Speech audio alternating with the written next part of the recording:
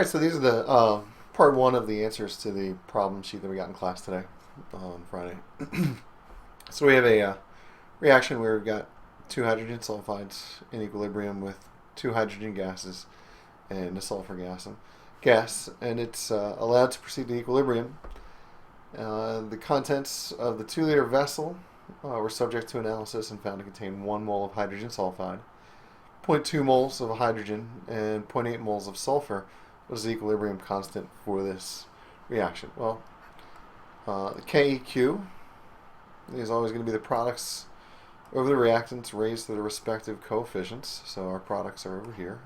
So we're going to do the concentration of H2 squared times the concentration of S2 all over the concentration of H2S, and that's going to be squared. So now we're going to come up with our concentrations. The concentration for hydrogen is we've got 0.2 moles per 2 liters. So we're going to do 0.2 over 2, 0.20 over 2. And for sulfur, we have 0.80 moles over 2 liters. We're getting that 2 from there. We're going to square this one, and then we're going to divide it by our concentration of H2S, or hydrogen sulfide. That's 1.0 moles over 2.0 liters.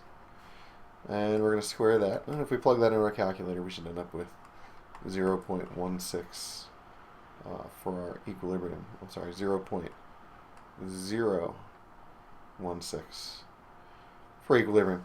And this number is way less than 1, so that just means that at equilibrium, we have a lot more reactant. Our denominator is much bigger. If we were to make a fraction less than 1, we need to have a denominator bigger.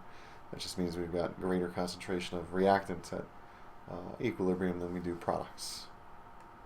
If we look at this next one, we've got a reaction taking place at 700 Kelvin. We want to know the equilibrium constant for the reaction of 2 H2s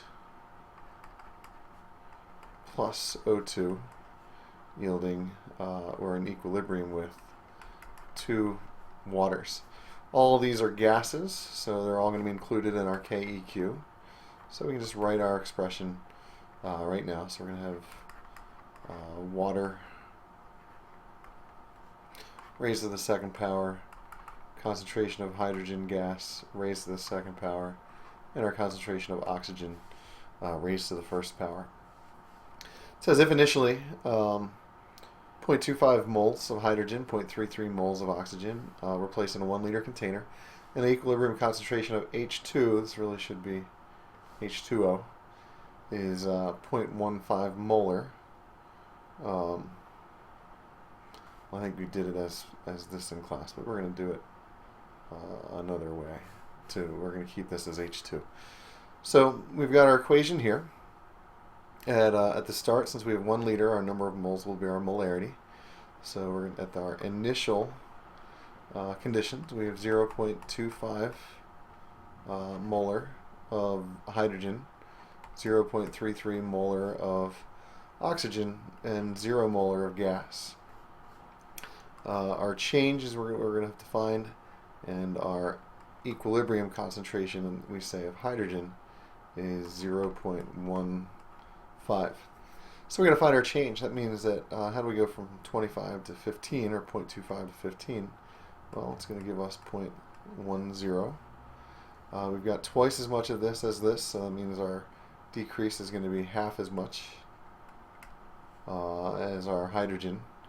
And we have a 1-to-1 mole ratio of our hydrogen to our water, so we're going to decrease this, or actually we're going to increase this by 0.10, because we're going to decrease this concentration while increasing this concentration during equilibrium.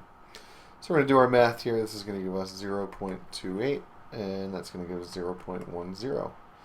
These numbers we can plug into our KEQ, and if we just plug those in, and we will end up with a KEQ of 1.59, which means at equilibrium we have a lot more water than we do hydrogen and oxygen.